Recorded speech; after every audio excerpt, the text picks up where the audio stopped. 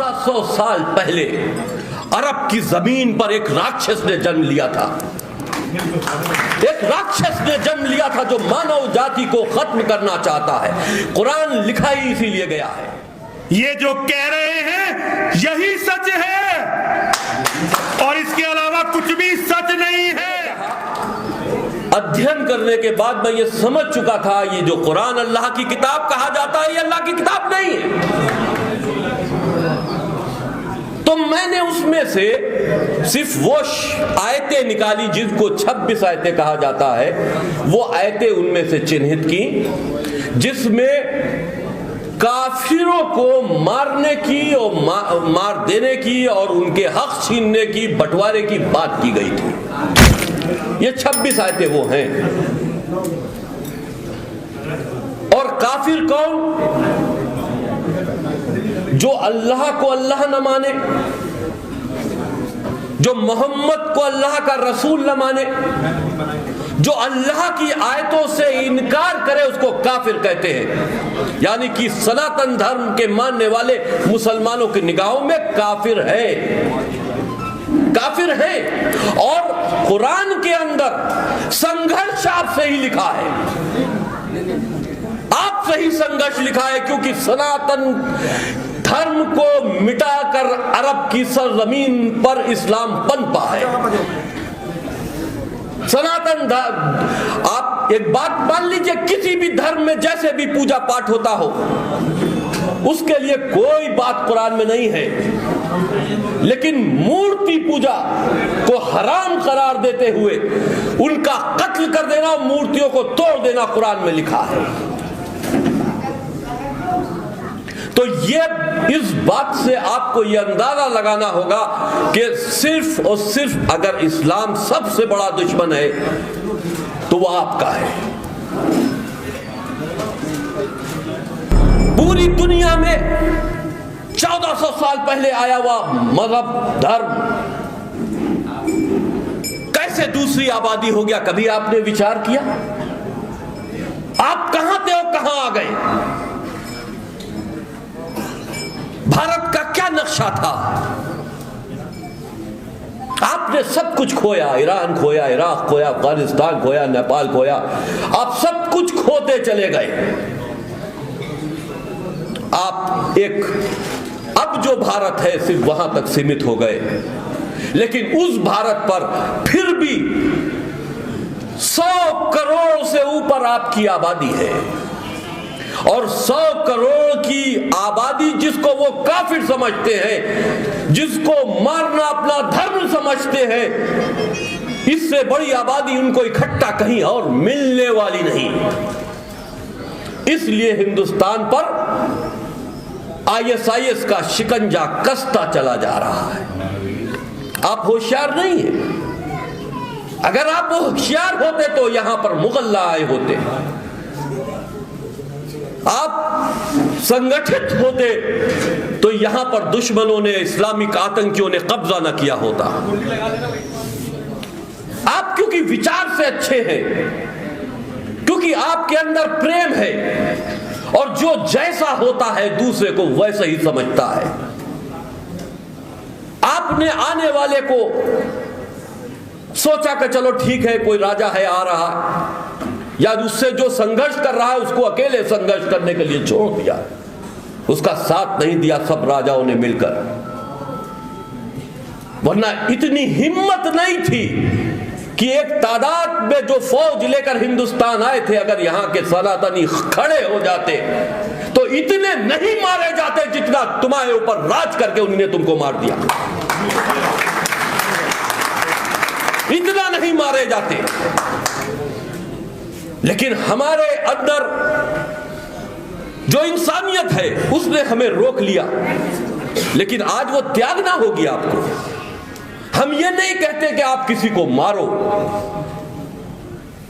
लेकिन जो दरिंदे आपकी हत्या करना चाहते हैं, आपके परिवार को जलाना चाहते हैं, उनसे सुरक्षित रहना और उनको समझना आपका कर्तव्य है, फर्ज है।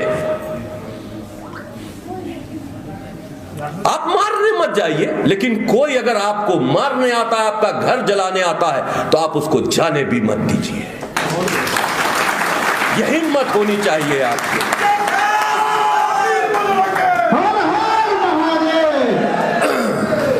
पूरी दुनिया में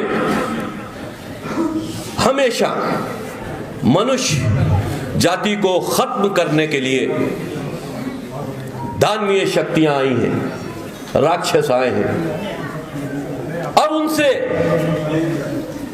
समय समय पर भगवान ने अवतार लेकर उनसे संघर्ष किया है।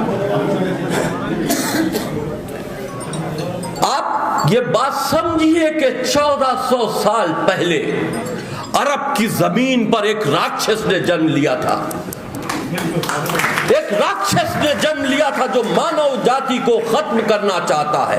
कुरान लिखा ही इसीलिए गया है, कुरान लिखकर बांधा गया है मुसलमानों को। जय श्री राम, जय श्री राम। ये बहुत दुख का विषय है। जितेंद्र नारायण सिंह त्यागी जी जो आज कह रहे हैं, मुझे गर्व करता हूं, ये भाई है मेरे, इन्होंने मुझे भाई के रूप में स्वीकार करा, मेरे लिए गर्व की बात है। जो बात जितेंद्र नारायण सिंह त्यागी जी कह रहे हैं, हिंदुओं के हर छोटे बड़े धर्माचार्य को, हर नेता को, हर सामाजिक संगठन को ये बात कहनी चाहिए थी, लेकिन ये हिंदुओं का दुर्भाग्य है। उनके पास ऐसे धर्मगुरु थे ही नहीं, उनके पास ऐसे नेता थे ही नहीं, उनके पास ऐसे संगठन थे ही नहीं जो इस सत्य को बोलना तो छोड़िए, स्वीकार भी कर पाते। लेकिन इस्लाम की किताबों को पढ़कर मैं ये बता सकता हूं, ये जो कह रहे हैं यही सच है, और इसके अलावा कुछ भी सच नहीं है। इस शहर में हमने हरिद्वार में बड़े बड़े मंचों पर उन मौलानाओं को जो आतंकवादियों का मुकदमा लड़ते हैं सम्मानित होते देखा है। हमने यहाँ के अपने हिंदू बड़े बड़े धर्माचार्यों को मौला के गीत गाते हुए देखा है।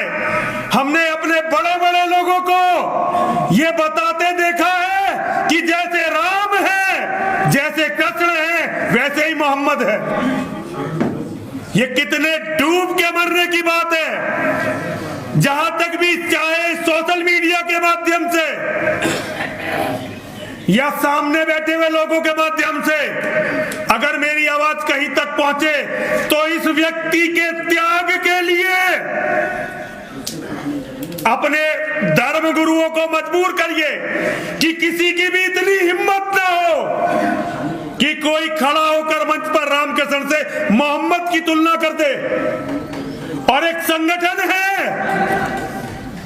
जिसने राम को इमाम हिंद घोषित किया, इमाम हिंद जो मोहम्मद का पैगाम दुनिया तक पहुंचाएगा। ऐसे संगठनों को पहचानिए जो बात ये कह रहे हैं, जो बात हम भी कहते रहे, हमारे प्रबोधानंद जी भी कहते रहे। आपको इसकी कीमत पता है? इसकी कीमत क्या देनी पड़ती है? पता है किसी को इसकी कीमत क्या देनी पड़ती है? गर्दन देनी पड़ती है,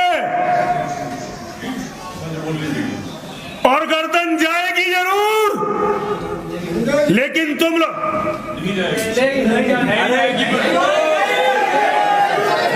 सुनो सुनो सुनो सुनो सुनो, झूठ मत बोलो, हमसे झूठ मत बोलो, हमसे झूठ मत, हमें सब पता है कि क्या होगा क्या नहीं होगा।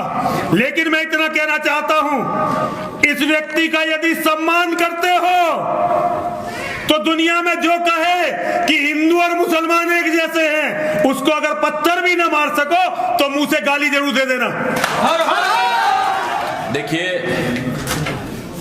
जो जोश हमारे धर्म गुरुओं में है, यहाँ पर जो मौजूद है, हमारे सनातन धर्म की ये इज्जत है, हमारे सनातन धर्म की ये आबरू है। नरसिंहानंद गिरी जी महाराज, हम उनको हमेशा जब मेरी बात किसी से होती है तो सेनापति कहकर ही हम उनको सम्मान देते हैं कि हमारे सेनापति हैं। हम तो सिपाही हैं। अगर कोई आफत आई, मैंने तो दासरा देवी मंदिर में मां के सामने सौगंध ली है कि सनातन धर्म के लिए मैं अपने जिस्म की एक एक बूंद देने को तैयार हूं। मैंने सौगंध ली है। देखिए, मैं जहां पे खत्म किया था वहीं से शुरू कर रहा हूं। राक्षस की बात हो रही है। अरब में एक राक्षस का जन्म हुआ।